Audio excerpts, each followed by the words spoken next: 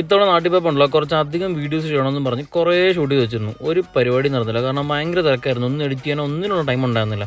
ആകെ 1.5 മാസമൊക്കെ നമ്മൾ നാട്ടിൽ പോകുന്നത്. അതിനകത്ത് ഒരു കാര്യം നടക്കത്തില്ല നമ്മളെ. അങ്ങനെ എടുത്തൊരു വീഡിയോ ആണിത്. കഴിഞ്ഞ 6 മാസം മുന്നേ എടുത്തത്. അത് ഡിസംബറിൽ എടുത്ത വീഡിയോ ആണ്. ഞാൻ ട്രിവാൻഡ്രത്ത് നിന്ന് ചേർത്തലേ പോയ വീഡിയോ ആട്ടോ അത്.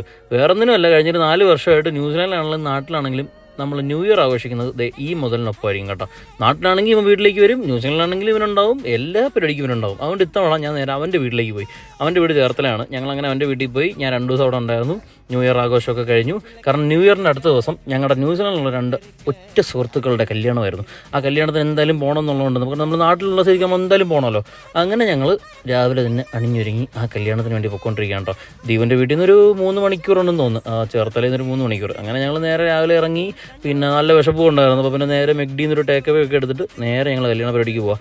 അതേ കല്യാണത്തിന് എത്തി. ഇതാണ് ബിസ്മിയും ജിയോയും. ഇതാണ് നമ്മുടെ ന്യൂസിലാൻഡിലുള്ള